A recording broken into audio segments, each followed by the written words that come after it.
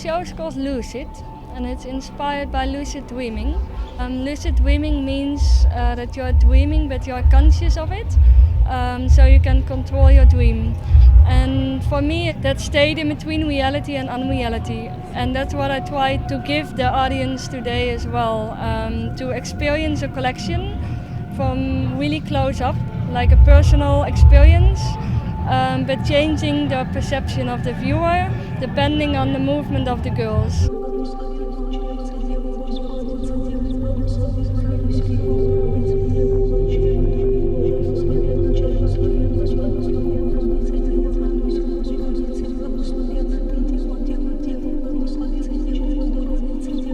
The sheets are optical light films.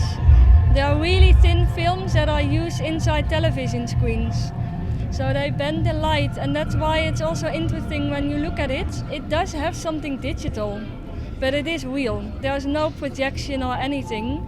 It just bends the light.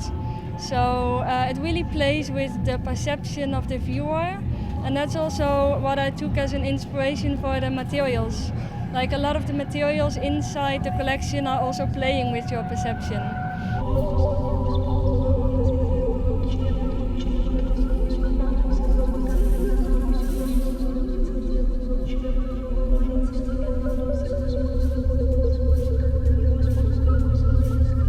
She found this material because, she does a lot of research with materials, and she found this material that doubled the people, and it's a kind of material you use for television screens.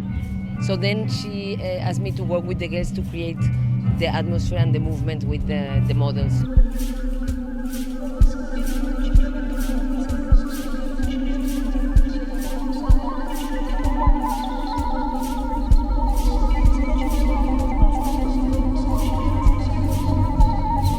It's not really choreography, it's more about movement, to create an atmosphere really magical, like that presents these materials, these dresses and these two worlds, like each girl become double and they are with their own double with themselves. It's very beautiful. But what is really amazing is the dresses. It's just fantastic.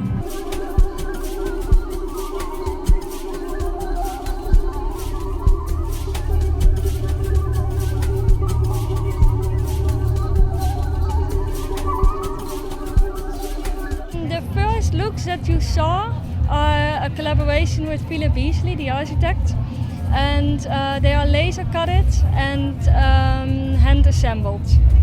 And then there are different plissage techniques in it that I did here with an atelier in Paris, and there is 3D printing in it, different looks, and knitting.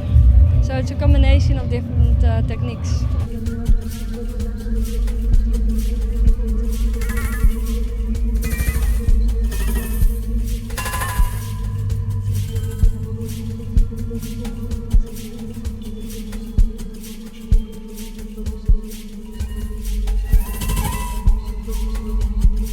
Here we have a kind of Alice through the looking glass sort of world where we can be both in reality and in dream at the same time.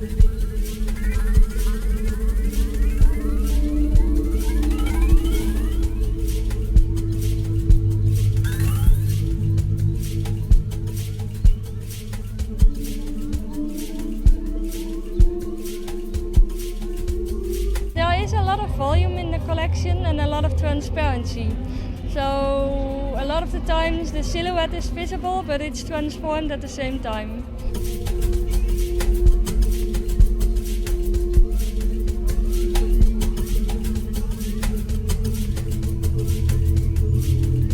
That is actually real wood that is laser cutted, but it's flint or thin.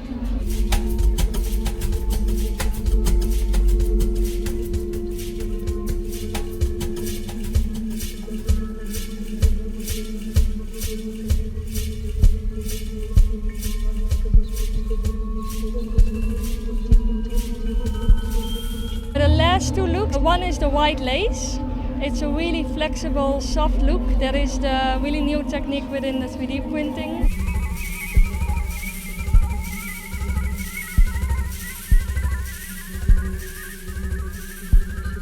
And then there is one piece in the very end that is made from a flexible and a widget printing at the same time. That is all hand assembled. So it's more than 5,000 pieces that are separately 3D printed.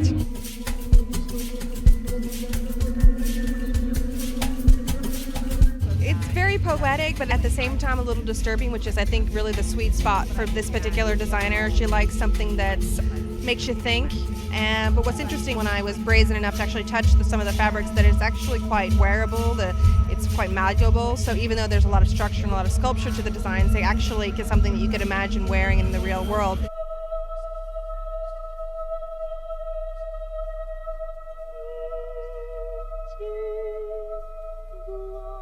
Sempre